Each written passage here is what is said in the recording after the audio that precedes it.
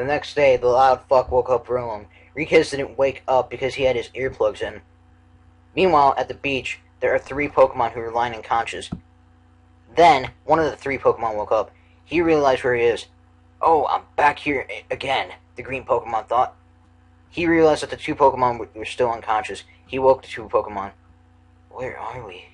The pink Pokemon asked. Oh, we're here, the black one said. Yep, back to Verlam's world, the green Pokemon said. I wonder what Riquez is doing right now. Then let's go, the pink one said. All of them left the beach. Meanwhile, everyone at the guild was at morning briefing, and then Chad dismissed everyone. Verlam was to the boards when Chad blocked him and talked to her. So, how's your vacation? Fine, Verlam replied. How are you feeling now? Better than before. Then Sentry Diglett was inspecting the footprints of visitors, and Diglett was shocked. The footprint belongs to a Grovyle. Diglett then went to Chada and told who the visitor was. Chada and Verlam were shocked. What? Verlam went to the gate. Then he saw Grovyle. Grovyle? Is that you? Yep, it's me, Verlam. Verlam was happy to see an old friend. He went closer to the Grovyle. Then he noticed a Pokemon with Grovyle. It was Dusknoir. What wrong? Verlam said while she was shocked. Then she backed down a little and went to offensive form. Wait, calm down. Why should I calm down? Verlam shouted. Easy, Verlam, Grovyle said. Dusknoir is no more of an enemy. What? I'll explain later. Now we must get inside the guild. Grovyle and the others went inside. Everyone was shocked. They thought that Grovyle was supposedly dead. Then they saw Dusknoir. They were more shocked and all panicked. What's going on here? Why is Grovyle here? He should have disappeared, right? Kimiko added. The Dusknoir! Shouted. Everyone, get ready! Wait. Grovyle shouted. Calm down, everyone. I'll explain right now. Everyone calmed down, but all of them were still confused. Then Grovyle explained one by one. First, if you're wondering why I didn't disappear, it's because someone halted our disappearance. Someone more superior than Dialga. What? Everyone cried in unison. Then why? Verlam thought he was cut off by Grovyle. Second, Grovyle is here to apologize on what he did. Everyone was then shocked again. One thing was running through their minds.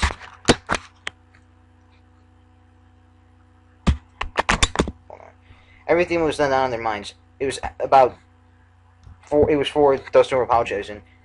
Dusknoir really went here for an apology, Selby added. He's feeling really guilty of what he did. I'm sorry, everyone. I was really selfish back then. I'm very sorry, and I will pay for what I've done. Everyone looked at each other. They were still confused. Even though everyone was confused. They even thought that this was a trick. Is this a trick? Sunflower said to Dusknoir. No, seriously, no, Dusknoir said. Then prove it, Chatot said. How? Dusknoir asked. I'll call Officer Magnezone and surrender you to himself. And you surrender yourself to him. Chatot said and went to the Guildmaster's chamber. Are you sure about this, Grovyle whispered to Dusknoir. Yes, I'm sure about it. Alright, so why would they say that? Because Dusknoir could probably just teleport right out of there. Now that I think about it. Then Magnezone shackled Dusknoir's arm. Are you really surrendering? Magnezone asked. Yes, Dusknoir replied. Are you admitting all of your crimes? Yes. Are you really apologizing to everyone? Yes. You know what to do then, Officer Magnezone, Chatot said.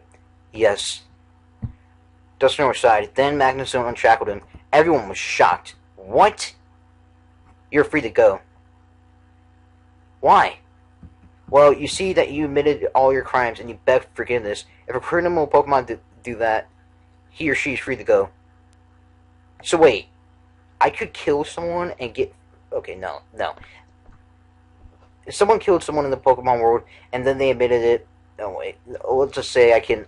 you know what, never mind. Drowsy, I think... Alright. Even if I have a big crime, Dusknoir said sheepishly. Yep, as long as you wouldn't do it again, Magnezone added. Thanks, Dusknoir said and smiled. The guild members except Shadow still had their doubts. Everyone looked at Shadow and asked if this will be alright. Come on now, Dusknoir had already promised not to commit crimes again, right? Everyone looked at Dusknoir, then Dusknoir looked at everyone. He was sure that everyone was waiting for him to respond. I promise, everyone, I won't commit a crime again, Dusknoir said.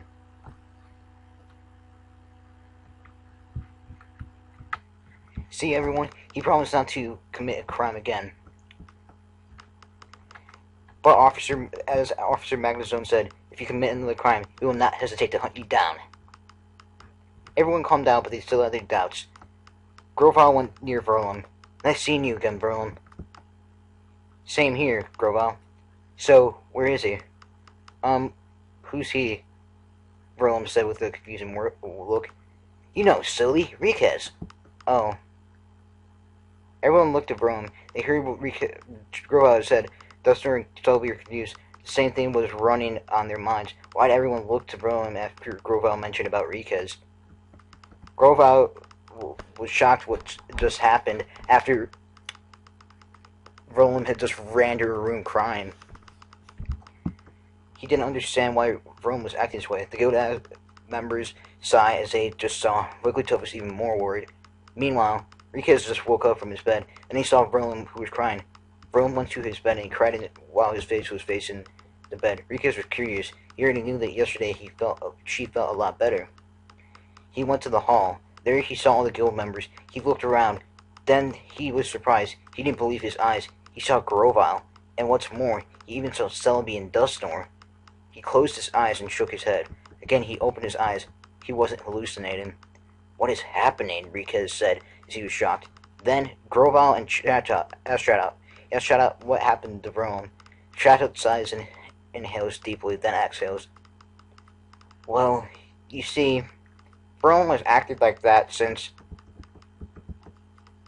Then Chatot paused. Since what? Again, Chatot sighs. Since Rikez's disappearance. No way. Grovyle denies. Dialga said that someone superior to him halted the disappearance of all Pokemon in the future. Sorry, Grovyle. That didn't happen to Rikez. Grovyle was shocked. He thought, why did this happen? Now he knew why Verlum was so sad, being close friends with Rikez, but it seemed unfair to him. He thought, why is he the only Pokemon in the future who disappeared? Even with the resolve that both of them would sacrifice for a better future, he still felt crushed. He felt like he was falling on the bottomless pit. Why? Grovyle moaned to himself. Celebi and Dusknoir went near him. Rikez was feeling more saddened for that his two friends were heartbroken. He can't withstand the pressure on him. Tears even flowed from Grovyle's eyes, and he's a badass. He wiped his tears knowing how hurt Verlum must be. He went to the crew rooms. No one followed him except for Rikez. There, Grovyle found Verlum in his bed. He could hear Verlum crying. He went near him. Verlum, please listen to me. Verlum faced Grovyle as Verlum wiped her tears. I know it hurts. It hurts more than being shocked by massive thunders or being burned by large fires. Even so, Rikez could have said to you to keep moving on if it means leaving him. Verlum looked at the ground. He was still thinking about the event, and he even remembered what Rikez told him before he disappeared. Well, as I said before, Rikez is something very special. You won't get a friend like him easily. Yeah, maybe you're right. Rikez was feeling a little happy now. He thought that maybe his two friends were talking to each other, or that the two of them was thankful to have Rikez as a friend. I think it's hard for you to accept this fact, Verlum. Even for Rikez, he didn't accept it first, but he didn't like living in the dark future either. He also has its doubts. Well, before you went to our world, we fully accepted that resolve, but we had an accident while traveling, right? That led to Rikez's amnesia, and he met friends with you, Verlum. Then Dusknoir said to Rikez about the disappearance of future Pokemon when the future is altered. Wait, when did Dusknoir tell Rikez? Well, It was when you went to this Rainbow Stone ship. I don't remember what happened back then. It is possible for Dustin Norris to say to Riquez, Rome thought. Rome, before I left back then, I did say something to Riquez, right? Though the parting hurts, it was meant for you, Enriquez, isn't it? No, Verlum, it was meant for you, Enriquez. Groval, I just can't accept why he disappeared. I too I cannot accept that, Verlum. Now knowing that he's the only one who disappeared. Verlum starts to cry. He hugged Groval. Groval tried to calm him down. Enriquez watching the whole thing, he was both sad and happy. Sad because he left his two friends. Happy because they're now feeling a lot better, and both Groval and Verlum understand each other now. Alright, now the next couple chapters are basically them talking about what happened after Groval in the portal, but that spoils one of the special episodes, so we're not going to... We're just going to skip that to the last day, and they leave. Because basically it's just 5 chapters of flashbacks.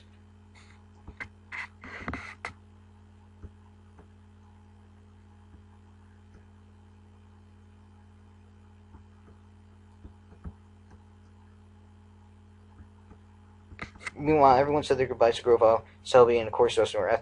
After that, Groval seemed never walked near the dimensional hole. Most of the Pokemon had teary eyes, especially Vern. Then Groval stopped. Dustin or Selby noticed this and also stopped. Oh yeah. Groval thought as he remembered something and posed a gift wrapped in blue and with green ribbon. This gift... It was for Riquez, but he's already gone. Groval sighed. Groval, is something wrong? And she noticed the gift Groval was holding. She went closer. That's for Riquez, right? Yes, but he's not here anymore. I feel sorry for him. Riquez. He placed the gift back in his bag. Let's go.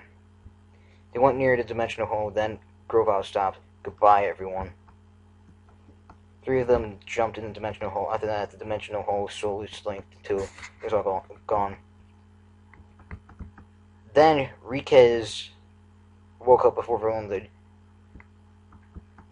And he saw it was his last day here. Verlum seemed okay after he talked to Groval, though, but something is still missing. Then he heard a loud voice which pierced his ears.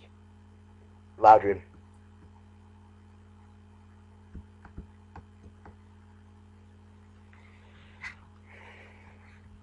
Verlum went out of their room. Riquez followed. Everyone was on their daily chores, and Riquez always followed Verlum. After a mission, Verlum rested for a while, and Riquez was plucking out the pins that was attached to his body. Tomorrow I'll be back to where Arceus is, and I felt that something was missing. He looked at the window to see the moon. I felt like I needed to talk to him somehow, but I'll be breaking Arceus' rules, and I don't know what will be his punishment. But if I don't do something, I'll curse myself. It will be like a lifetime punishment. No matter what the consequences it might be, friends will help each other. We're friends till the end, and I won't break that promise.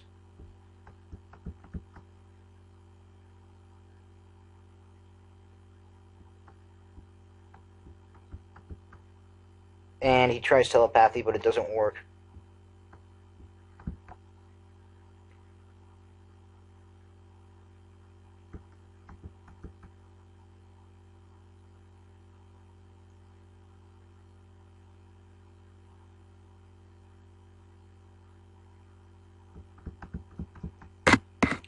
Then Riquez tries to use Nightmare, because Verlum is asleep. It's night, as it was clearly said when they were talking about the moon, and he keeps focusing. He says he tries harder, and then he finally gets it. Suddenly he saw the image of beach. He saw many bubbles. Then he saw Pikachu. Then he saw an Eevee who was standing by the shore. Riquez went closer. Verlum? The Eevee turned around. It turns out to be Verlum. Huh? Riquez, is that you? Yes. They both start crying. It said, you're such a crybaby, you know. Hey, who will not cry if you lost your best friend? Like, that. Anyway, how are you doing? Fine, I guess. Then Rika's mentioned something about Grovile. Oh, I forgot to tell you, Grovile visited us yesterday. I already know. What? Bidoof informed me on the way here. I think Nightmare also has its limitations. Rika, I really miss you a lot. Verlin, be careful and don't do foolish things. That tone. Are you saying goodbye, Rikaz? Rikaz nodded. But, Verlin, I just want to let you know, we're still friends even though we're far apart. Even time and darkness won't break that bond of friendship I had with you. Remember what I say to you back in the Temple Tower? I promise that I will always remember you, Verlin. And no matter how far I am, I will always remember you and every memory that we shared together. Now will you promise me to do the same thing? Of course. That's why we're best friends. Good. This will be my goodbye. Rikaz. Brom, be strong, Rika said as he faded away. He snapped out from Brom's dream and smiled as he accomplished the task. Then he noticed that Brom woke up and he also noticed it was almost sunrise. I'm happy to leave now. Rikaz.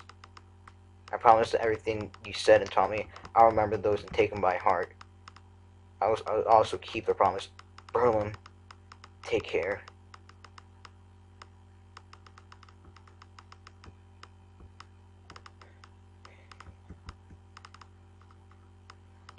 Oh my god. Oh my god.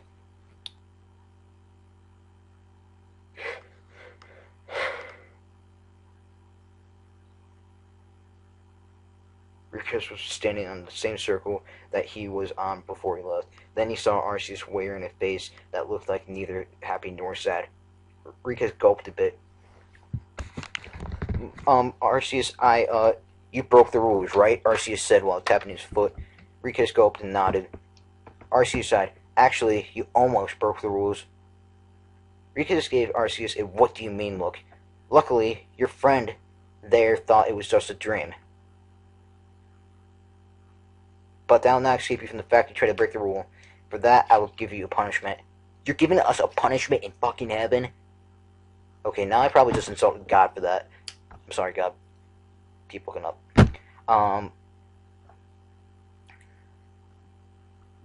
You go without dinner tonight. Technically, if you're in heaven, you're immortal, aren't you? Well, I'm not sure about that, but you can't die. Oh, wait, you can suffer. Yeah, never mind.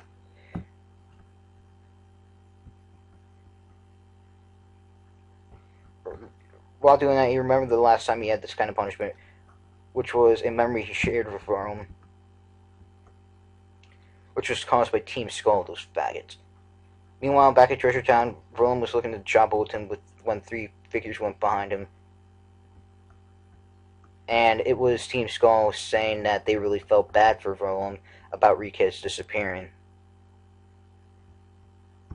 And that actually is pretty nice of them. It shows how the villains can change. Like the first game when Gengar realized that it was his fault for Gardevoir. Spoiler. Then as he looked at job bulletin, he looked over his jobs, and then he realized he was the only Pikachu in Treasure Town. And the client is... Hold on. Restrictions with Pikachu. Maybe it's just a coincidence. Then Verlin headed for... Oh, wait a minute. Oh my god. I'm gonna change that. Meanwhile, back at Treasure Town, Verlin was looking at the job bulletin when three figures went behind him. It was Team Skull. Yada yada yada. As he did, he read his jobs again.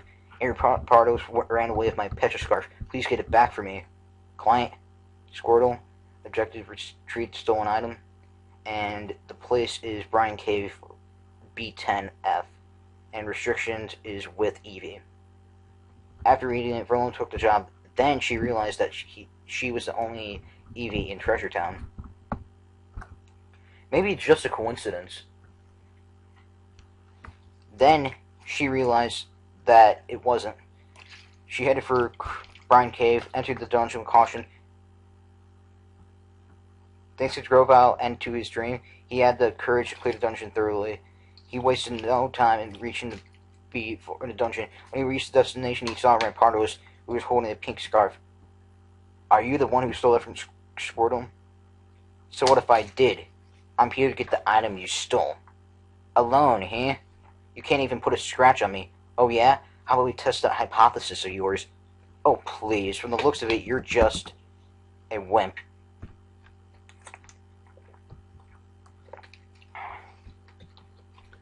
Roland then was starting to get a little bit pissed. How about we get this started? Fine by me, but I'll know that I'll win this even with my eyes closed. Burlum, oh my god. You're gonna notice right here that, okay, skip this part actually.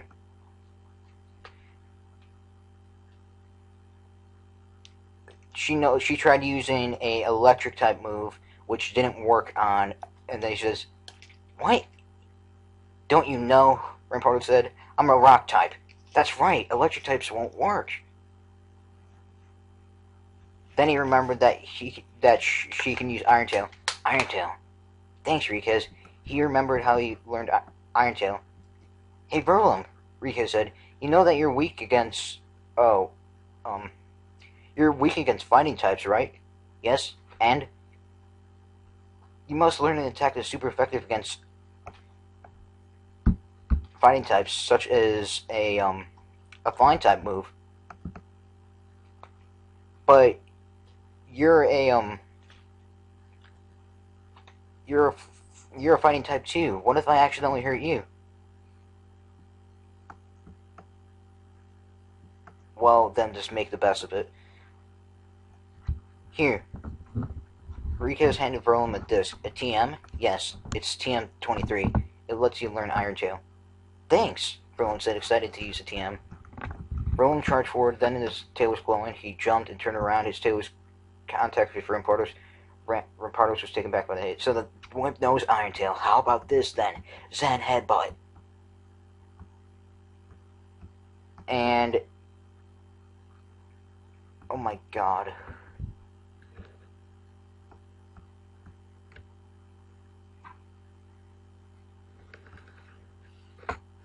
Have you ever wondered why rock, ground, and grass types are strong against electric attacks? No, why? It's just because of their types. It's because that these type of Pokemon can conduct electricity to the ground or trees. That's why they're taking less damage. I see. You're gonna need it.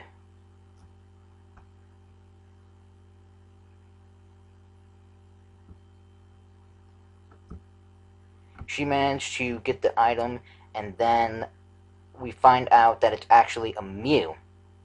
Mission accomplished, Arceus. Good job, Mew. And knowing you, you've played with Thrillum, am I right? Yeah, and I had fun doing it.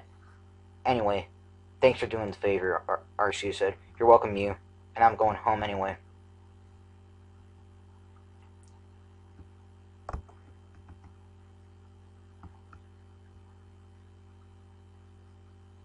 Alright, now we're skipping about...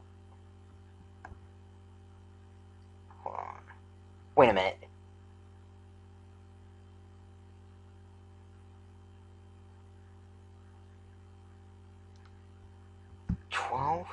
It just randomly skips to 12 to 17. What the hell?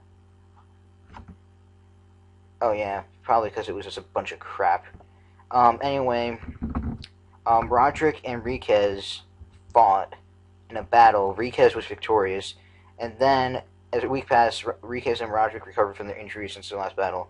At that time, Rikaz was walking along the corridors. He didn't see any signs of his friends, and he walked around the corridors. He saw many Pokemon that were doing their business at that time.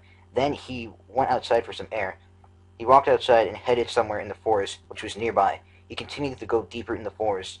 Then he heard some leaves rustling. He looked around, but saw no one, and continued to walk. Then he hears another noise, and made him suspicious. He used Aura Sight. Aura Sight is a specific ability, not in the game, but what Riolu's use in the anime and in the manga, that they can see stuff that... hold on, you know what? Actually, let's just Google it.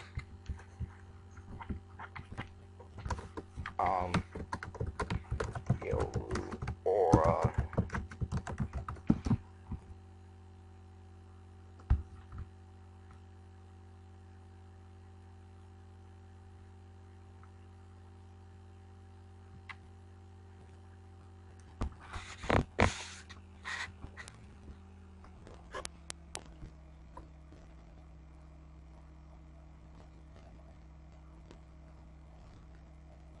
What the hell is this?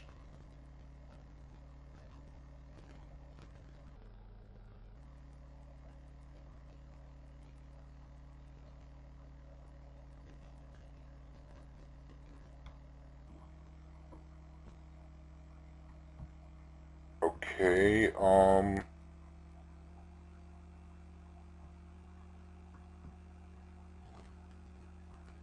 I don't want to read that, thank you. Okay, warning, don't even Google it. You're gonna find something you're not gonna want to see. That was traumatizing. He hears some leaves rustling. He looked around, but saw no one suspicious and continued to run. Then he hears another noise and made him suspicious. He used aura sight to check the area. His suspicions were right. He saw a chimchar-shaped aura on a tree a few feet away from him. As he saw this, he began to form a plan on how to stop Chimchar from following him or making the Chimchar lost. Rikas ran fast across the trees, making the Chimchar follow him faster. He also made sharp turns in hopes of shaking him off his path, but the Chimchar was still able to follow him. Then went into a tree. He had hoped he hopped from it. He hopped from one tree to the other. He was glad Wigglytuff gained him some tree hopping sessions back then. He gained momentum and gained speed from tree hopping. Also, he slowly gained distance from Chimchar. He continued tree hopping until he saw a river. Perfect. He hopped to another tree to get near the river. Then he was on a tree near the river. He held his breath quickly and dived into the water. He stayed still in the water. Then he saw the Chimchar, who stopped by the river. Chimchar seemed to be working for someone from Rika's point of view. After a while, the Chimchar continued to go deeper in the forest. When the Chimchar got far away, he went in the surface to have some fresh air. After getting some oxygen, he went into his thoughts. Who's that Chimchar, and why is that Chimchar following me? He thought about it for a while before leaving his position. He thought that the Chimchar followed the wrong guy. As he went deeper, he found a waterfall. I never tried meditating in the waterfall before. Might as well try it. He went near the waterfall and slowly stepped into it. He could feel the pressure that was coming from the waterfall. When he found a comfortable place at the waterfall, he sat down with his legs crossed and meditated. He stayed in the position for a while. After an hour, he was content of what he had done and left the area. Meanwhile, Pokemon were walking around the mansion. Some of them brought decorations, chairs, and tables. Roderick was carrying a box of decorations when Laika talked to him. So, are we finished with the tables yet? Almost, Laika replied. Alright, by the way, Laika is a character from, I believe it was like before they went to Grovile, they had a party, and it was Laika's birthday. And apparently, people can be cursed here. I forgot to mention that. There are curses, and for crimes you didn't admit while you were still alive, you would be weighed for it.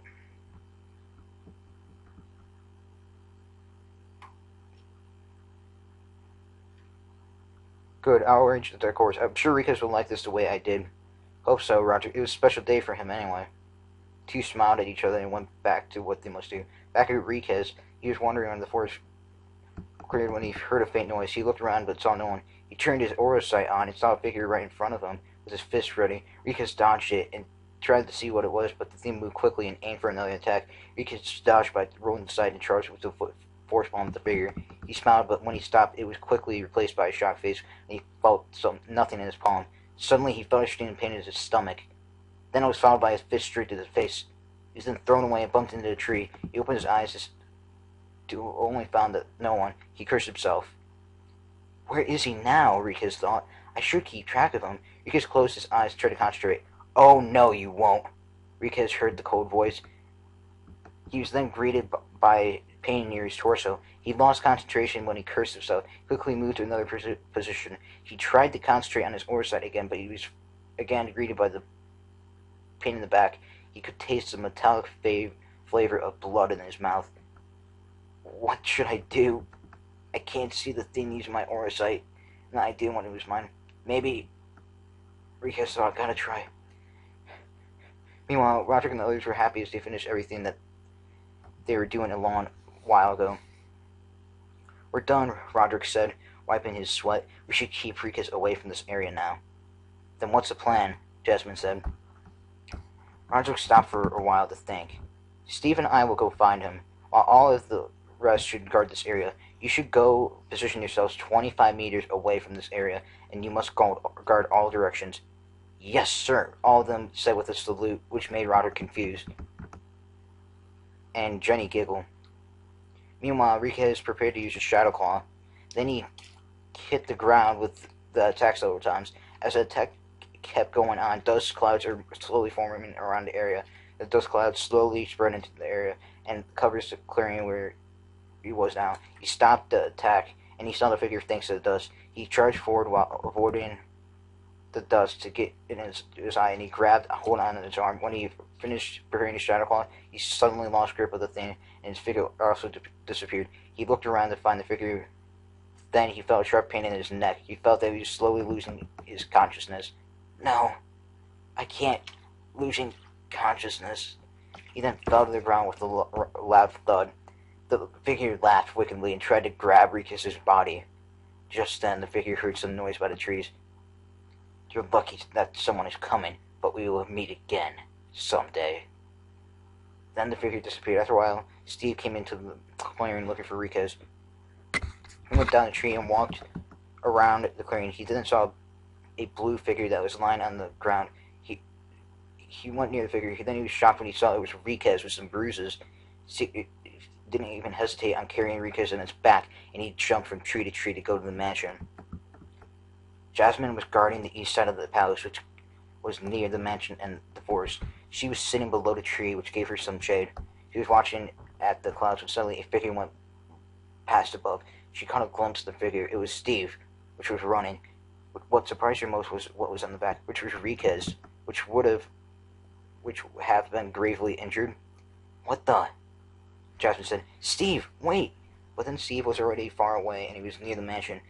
Meanwhile, Roderick was searching around the mansion after he had checked Rikis' room. He was looking around the crowd of Pokemon to find Rikis. Just then, Roderick bumped into something. He robbed his head and saw what he bumped into. It was Steve with an injured Eoli on his back. Roderick was shocked to see Rikis in such a state. What happened? I don't know, Steve said. I found him at this state. Roderick was worried about Rikis, but shocked that Steve talked to him in a public area. He only talked to someone he trusted, and if there weren't any people except for him and the person he trusts, Roderick thought that in this situation he must do some communication, even in public. Call Blissey and I'll get him to his room, Steve said, which stopped Roderick right out of his thoughts. Right. Steve went in the stairs and madly dashed into Rikis' room. After a while, all the others except Roderick had gathered in Rikis' room as he was trying to catch his breath. After gaining some oxygen, Jenny spoke. What happened? I don't know, Steve said simply. Where did you find him? Forest. At this state? Steve nodded. Then the door opened, revealing Roderick, who was coming in with a Blissey with a first aid kit on her hands. Please move, Blissey said. Everyone gave way to Blissey as she went near bed. She examined Rikis' injuries and placed first aid. The others were talking and debating who could have done it. After Blissey had finished putting the first aid, she checked Rikis' condition. He seemed to be fine. Maybe a little rest would do. Blissey picked up the things into the kit before leaving. She said that Rikis would need some rest. After that, she left. The whole game decided to give Rikis some space for a while, and they all left. As Rikis was asleep, he saw many scenes consisting of many Pokemon, which included mostly him and Rowan. First, he saw a Pokemon which seemed to have white hair, black body, and was levitating. The second one was a silhouette of a Pokemon which is big and had tentacles that looked sharp at the ends and no legs. The third one was a Pokemon which wears a cloak, so he can't decipher its look. Then he heard a growl from which it seemed like it came from the two Pokemon. After that, he saw two more Pokemon, which he clearly deciphered. It was Bayonet and Gengar. Then it all turned black. He then felt a breeze of air. He slowly opened his eyes to see a ceiling. He realized that he was in his room, lying on his bed. He slowly looked for the source of the air to see an open window. He then noticed that it was night already. Then he caught a glimpse of one thing. There was light coming out of a place which seemed 100 meters away from him in his point of view. He also heard faint sounds. Just then, he could hear sounds coming from the door. He looked at the door. After a while, he saw the knob was being turned, and Percy was seemingly pushed in. "Oh, hi, Riquez. It seems that you're awake. Do you know what today is?" April Fool's?" Riquez said. "No," Percy said. "Thanksgiving?" "No." "Halloween?" "That'll be 10 days from now." "Okay, I give up." "You mean you really don't know?" Riquez simply nodded. "It's a special day, you know, especially for you." "Okay, and the others want to remind you something." He used one of his vines to turn the knob, quickly pulled the door, and Riquez saw the others with party hats on. "Happy birthday, Riquez!" all of them shouted. "What?" He can't remember his own birthday because of his amnesia, and he was shocked how they knew it. Oh, great. Hold on.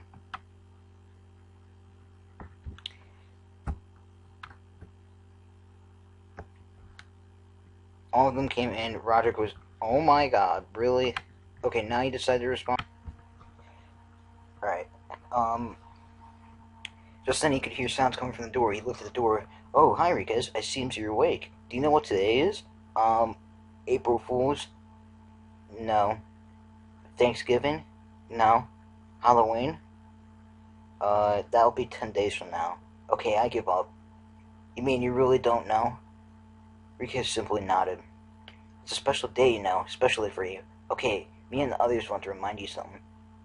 He used one of his vines to turn the knob and quickly pulled the door and saw Riquez and the others with party hats on.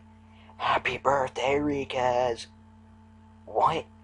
What?" Riquez thought. He can't remember his own birthday because of his amnesia, and now he's shocked that they know it. All of them came in. Roderick was carrying the cake while Leica was carrying a banner which had the letters "Happy Birthday, Riquez" written on it.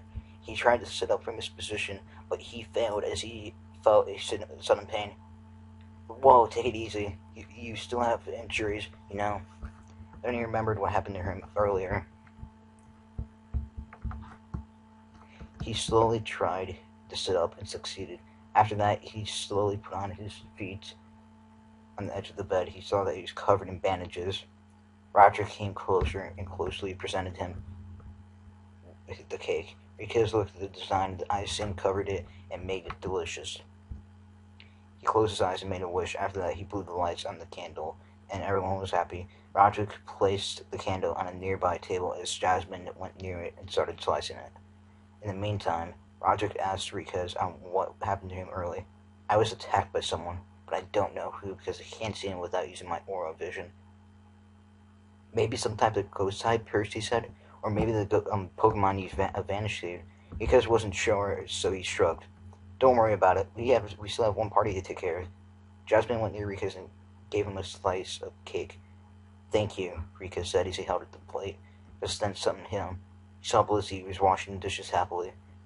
After a while, a figure attacked him by the neck, and Blissey fainted and was dragged away from the room. After that, Riquez was back at glazing his cake. He went down to business and happily ate the cake. Wait.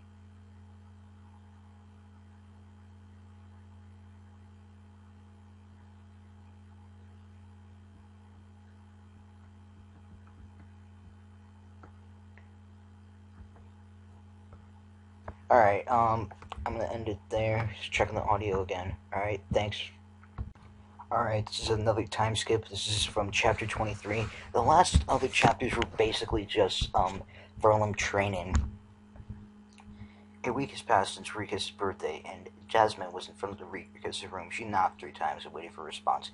After a while, Jasmine was getting impatient and waited for Rika's reply, so she knocked at the door again, and then the same result happened. She decided to go inside. She turned the knob and she entered. She scanned every part of the room, but there were no signs of Riquez anywhere. She decided to get out and she turned around. She saw a note posted on the door and she grabbed it. She read the note's contents. If you're looking for me, I won't be available throughout the day. Don't even try to find me. And then it said, Riquez. So he went somewhere, Jasmine thought. So she went outside and tried to regroup with the others. She saw the others as soon as she had exited the mansion. Hey, Jasmine, Percy said, where's Riquez? He went somewhere. Jasmine gave Percy the note that Riquez left. Percy and the others read the note. After a while, Percy gave the note back. Do you know why he left? No. I hope that he won't get into trouble this time. Worried about Riquez? Roderick asked. As a friend, yes, Jasmine said. I have to go. I need something from Blissey.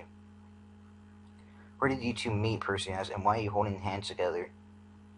Oh, wait, that's another paragraph skip. They basically battled each other. Riquez refused to go with Jasmine, and he said that he needs to prepare for that figure to attack him again, because he knows that it's particularly after him. But she won, and he holds her hand because to ensure that he won't escape me. And I quote, that's her reason. Is that the truth? Percy said, because I could think of something else. Mind you that I can use flying type moves, and I can happily use IRuletech on you until dinner will be served. Gee, can't take a joke, Percy said. Anyway, I thought you'd be unavailable throughout the day, Riquez. Then look at Riquez's position. Riquez? Riquez's eyes were already closed as he breathed normally. That's great. He fell asleep. Can't help it. Maybe he was tired. Anyway, what was he doing, Jasmine? Jasmine? He saw the pimple looking at the ground. Her eyes were also closed. That's just great. What happened with them? Beats me, Jenny said. Assassin when they laid up. Then Roderick noticed something on the tree. It was Steve. Hey, Steve. Steve looked up at Charmander and looked up at the sleeping figure of Riquez. Roderick noticed that Steve was suspiciously eyeing him for some reason. Weird. What's with him, too? Roderick just decided to ignore it and went back to his own business.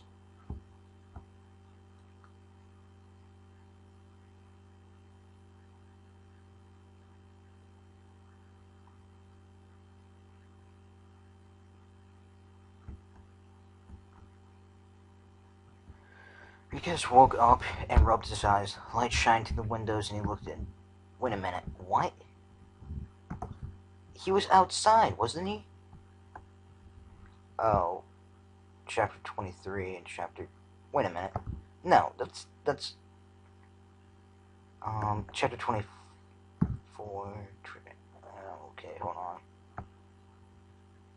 Yeah, there wasn't skips, so what the hell? He just woke up, his robe, his eyes light shining through the window. He looked outside. He saw that the many Pokemon are already out and doing their own business. He decided to go outside. He opened the door, and Charmander was standing in front of him, ready to knock. Then Charmander noticed this and placed his hand out at his side. Good morning, Riquez said. So what's up? Steve is. He's been acting strange since the last 2 days. Hold on. My throat is getting extremely dry from reading this all out loud. And where did I put my water? Oh, it fell down.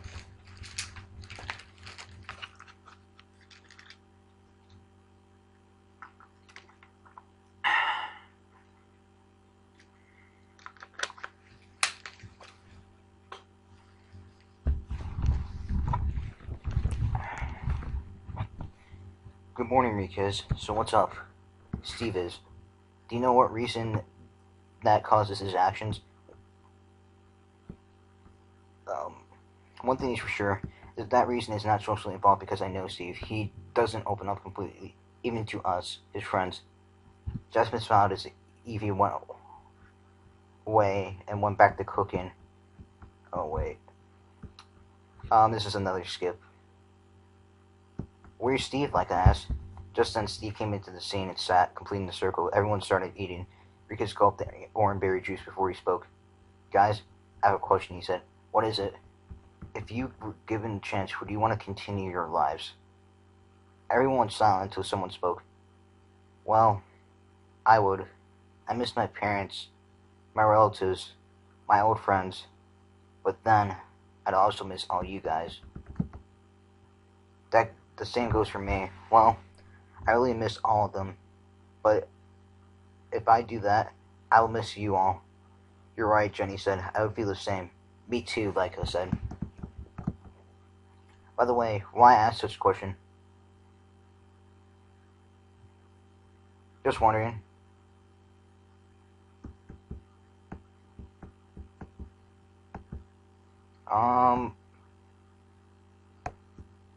Hold on. I'm actually gonna check something, guys. Be right back. Good morning, Rika said. So what's up?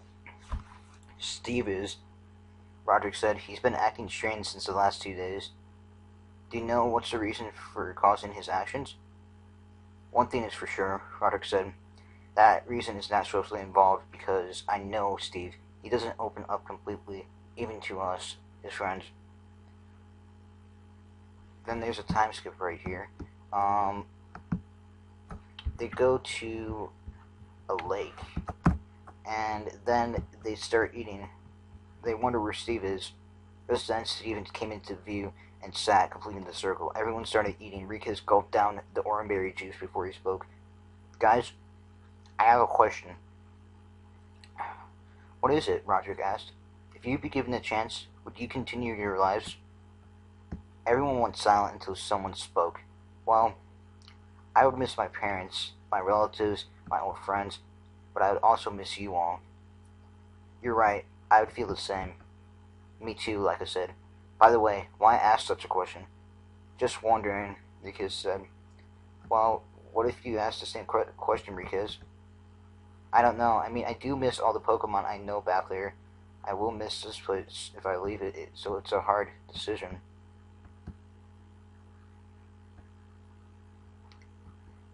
Chapter 26. Oh, wait, Chapter 25. Okay. Rikas was walking in the tree when he saw Steve, who was staring at him. What's with him? Rikas walked around before standing in the grass. You know, Steve was watching him intently. Rikas ignored him and continued watching. Rikas just ignored him and continued watching. A series of Pokemon appeared. Then all the strangers to Rikas, but he knew their species. Just then, a Bulbasaur went near him.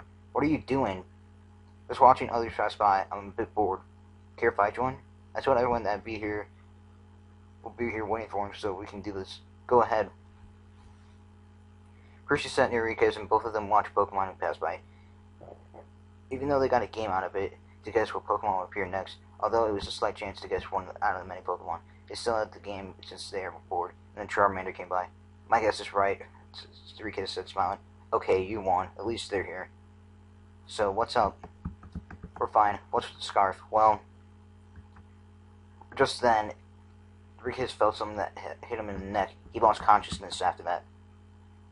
Rikas woke up and finds himself blindfolded. He tried moving his paws and feet, but they also found out that they are tied to each other. He struggled to free himself on the rope, but he failed. He was going to give another try when someone spoke. Rikas stopped his current action and listened to the voice. So what's your name? The voice asked. Why should I give you my name? Just answer or you'll face the consequences. Also be honest or we'll kill you if you're lying. Just what are the others up to? Oh, well, I'll just play along.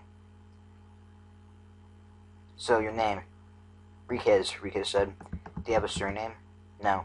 Where did you live before you came here? At Treasure Town. Do you have any friends there? Lots. Expound. Guild members, the guild master, chat out all the Pokemon in Treasure Town, Grovyle and Verlin. Are all those your friends? Yes. Who's Verlin? She's an Eevee I met at the beach. How did you meet him? I was walking the beach when the guy bumped into me. Rikas lied.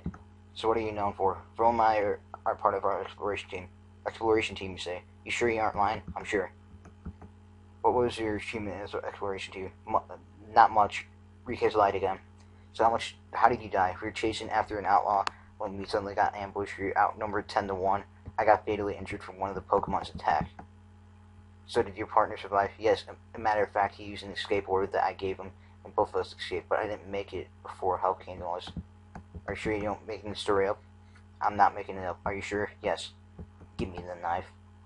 Rikus didn't feel scared. He was trained to be fearless in any situation, like the one that he's currently undergoing. One last caution. Do you trust your friends? Yes, I do. Then congratulations, pal.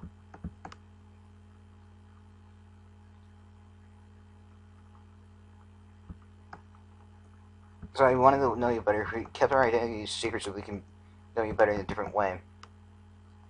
Then I don't have to mention that I use Aura Sight. Again, we're sorry. No, it's okay. If you had your doubts on me, then it's okay for you to do that. No, we don't have doubts on you. Just want to know you better. Somehow, what they did felt familiar. Rikus, are you alright? Yeah, I'm fine. I'm just gonna take a walk. See you later.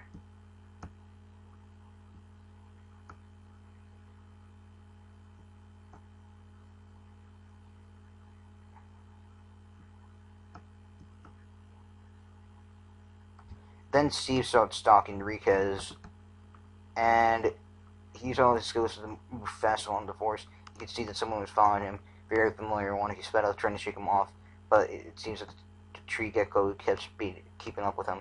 Rikus used Shadow Claw to cut some branches so that to slow the grass type, but it seems that it had no effect. When he saw Griffin not too far from his current position, he held his breath before he jumped in the river. After jumping in, he saw that there was a tunnel at the riverside. Curious, Rikus went through the tunnel and he swam until he surfaced inside the tunnel. The tunnel was a little bit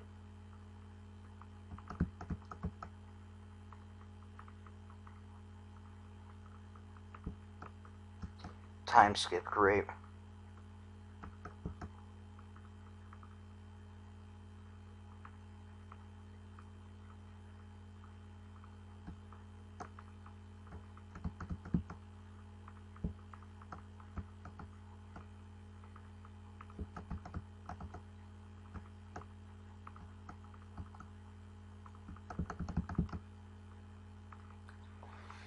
Rikus woke up early and decided to take a stroll outside. When he was about to go outside, a note by the door's footstep took his attention. Meet me at the back of the mansion by sunrise. Blissey. Rikus made a mental note to meet Blissey and he went outside for the stroll. Good morning. Good morning, too. So, do you want to talk to some... Do you remember that short trip back at Georgetown? Of course. How could I forget that? Well, Sir Austin wants you to go back again, and this time it won't be a short trip. What do you mean? To put it bluntly, you're going back to your old life, to live again with your old friends, go on adventures of your exploration team. What? Really? Because you almost did not believe Lucy asked in a loud manner. Keep your voice down. I was worried that anyone would notice them. Sorry. Why did Arceus make that decision right now? Even I don't know myself. Sir Arceus ordered to tell you this. Aren't you happy? I am happy.